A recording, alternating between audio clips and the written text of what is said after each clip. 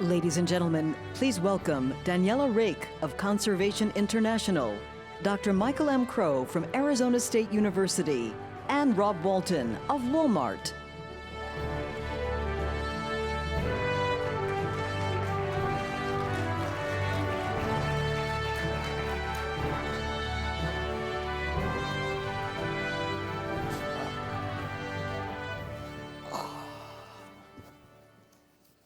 All right, good afternoon, everyone.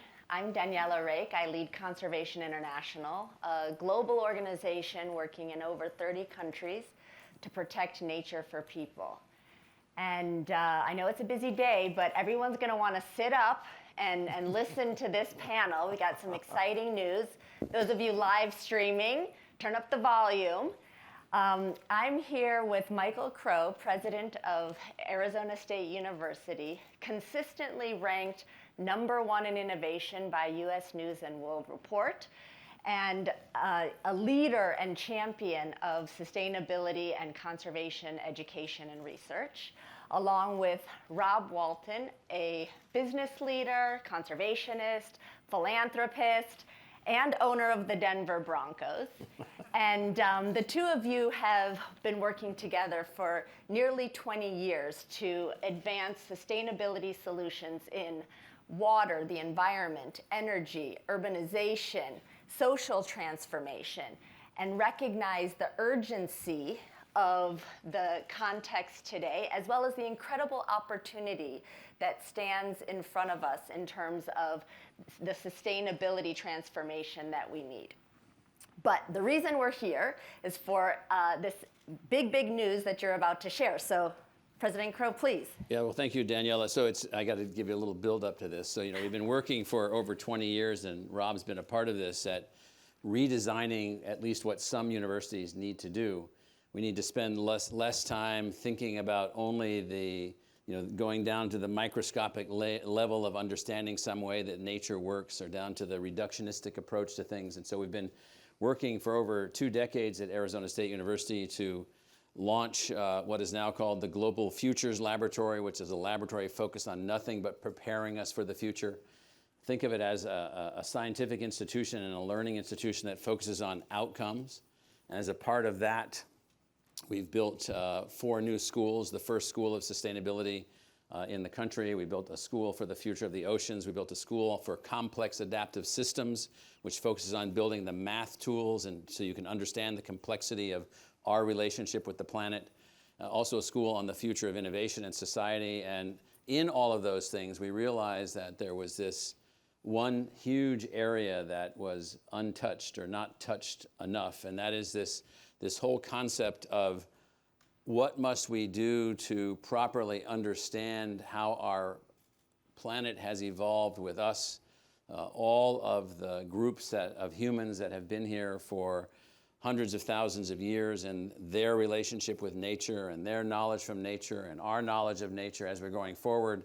The stresses of our 8 to 9 billion people, depending on what counting model you're looking at these days, on the planet have just made this relationship between ourselves and those things that must be conserved so that the natural way that the planet works and the biological heritage of the planet and all the other things essential to our ultimate survival can be maintained. So we set out a couple years ago with a planning grant from Rob Walton and his foundation to travel around the world to listen in Central America, in Africa, in North America, in New Zealand, in Oceania, and other places, and Daniela was a part of all of this, in which we said, what does the world really need in terms of a teaching and learning and discovery institution that would allow us to fully capture human wisdom, historical science, modern science, but then find a way in which we could actually train up more people to understand something that they've become disconnected from. They've become disconnected from their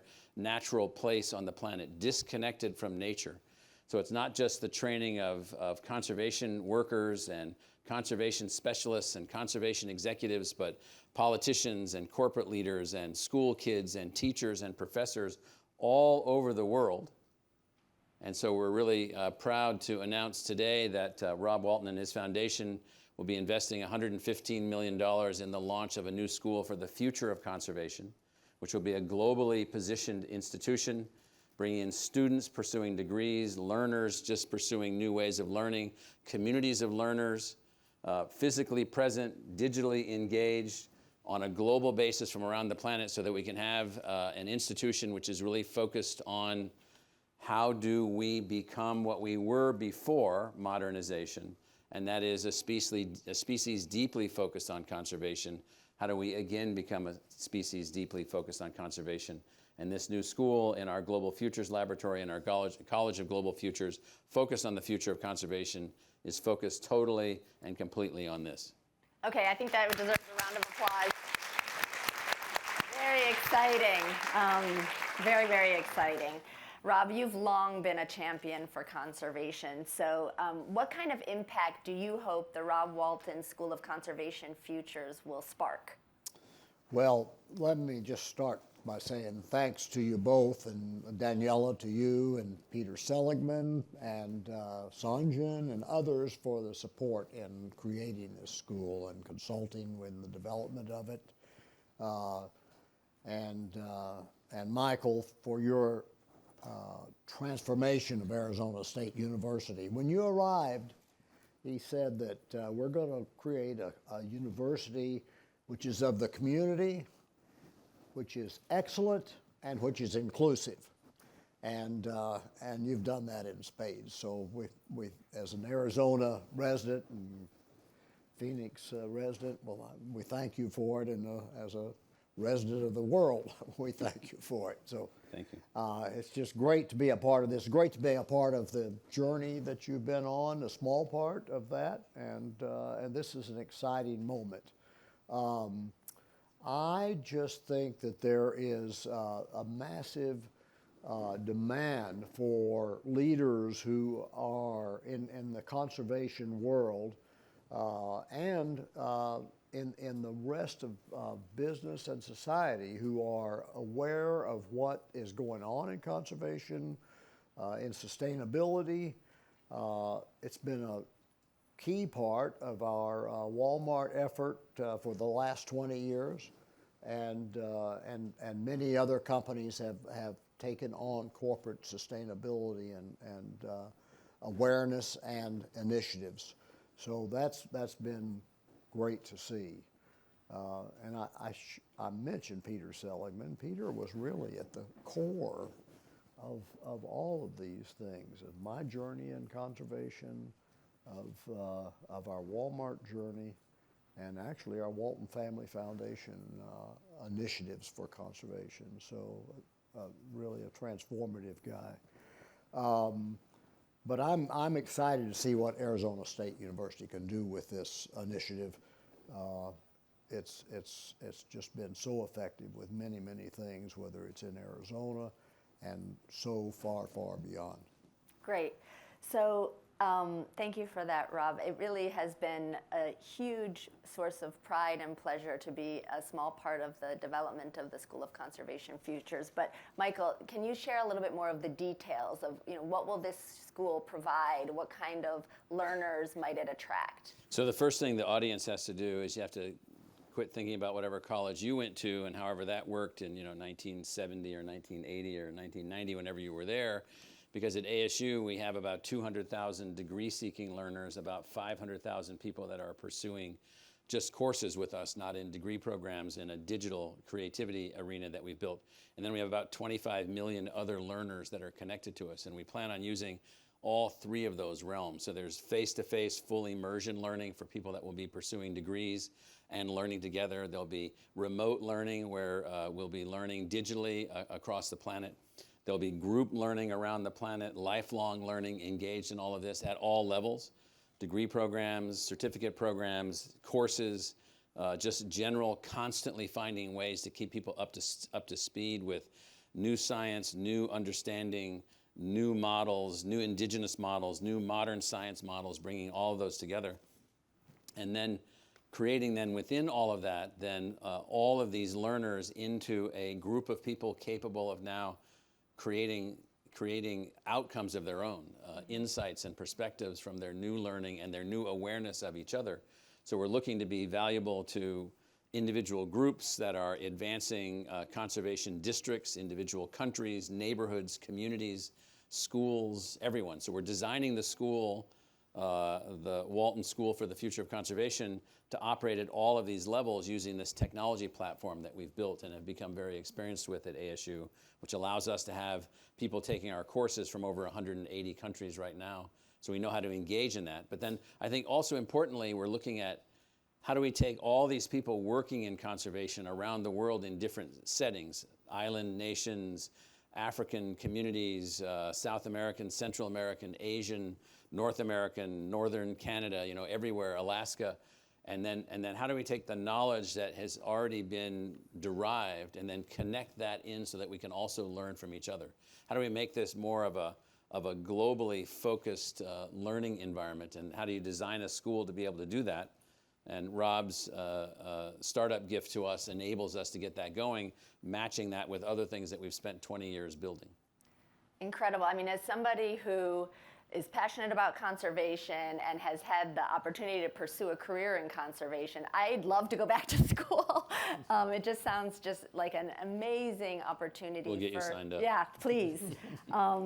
But let's zoom out a little bit. Rob, you've been in conservation and supporting conservation efforts for so long. What keeps you optimistic when you think about the work that still needs to be done and where we are on this path toward really bringing conservation into the mainstream of all of our political, economic, and social models? Well, I think that my connections grew out of just growing up in the outdoors, family camping trips, first around Arkansas. We didn't have enough money to go to hotels, so we had to camp. And we went to Arkansas state parks and then out west and out northwest and Florida. And we arrived in Washington, D.C. and in New York with a little trailer and a canoe on the top of the trailer and a little dog in the back and a bunch of kids. So a lot of wonderful family memories and experiences in the outdoors. We rely so much on nature for clean air, for clean water, for healthy food, and it's so important.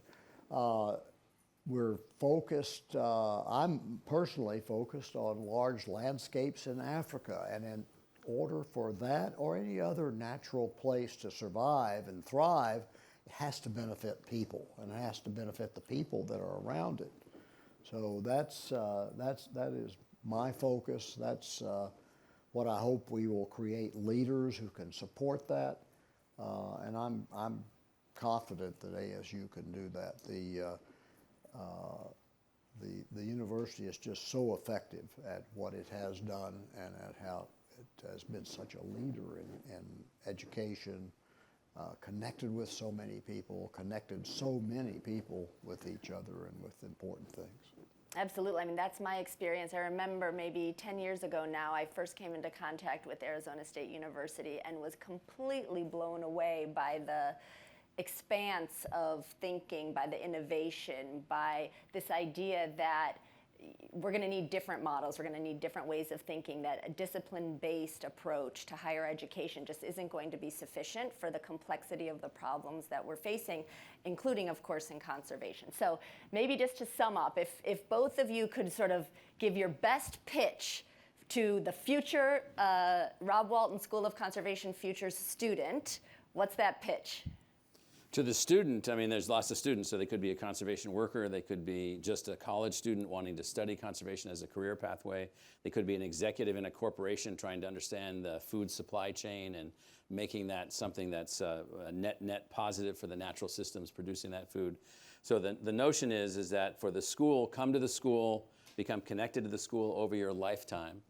It's not just a one-shot deal. Stay connected over your lifetime, and we will have a better chance of making certain that our great-grandchildren will be able to benefit from the bountiful planet that has enabled all of us to be so successful. And if we don't find a way to do this, those chances go down dramatically. And so we need everyone to engage over their lifetime, to become lifelong learners, to learn throughout their career, whatever their career happens to be. They could be a a ranger in Montana or in Africa, or they could be an executive. It's all this together. They could be a future philosopher, future economist, anyone helping us to understand all these things. I think what Rob said is absolutely important. We're never going to succeed through regulation as the mechanism for advancing. We're going to succeed because we make it in everyone's economic, social, cultural, personal, and health and well-being interest to do these things. And so we have to find a way to teach that across the planet. So that's why you need to become a student. I'm convinced. Rob, anything from you? Well, yes, I think for students interested in the field, they want to know their jobs, and they want to know that they can learn the skills that are necessary for those jobs. And this school will be prepared to prepare them for that. I know in Africa, where we work regularly, there's just a massive demand for skilled conservationists, managers, and people that really know what they're doing, whether it's biodiversity assessments or even law enforcement, or the whole panoply of things that go into managing these special areas. Plus, in so much of the world, there is a need for folks who are well educated and knowledgeable in the field to fill many other jobs. And I think those jobs are going to be demanding that capacity and that knowledge. Absolutely. I mean, at Conservation International, we are constantly seeking new talent, top talent. In the places where we work around the world, it is very unevenly distributed, the extent to which that capacity exists.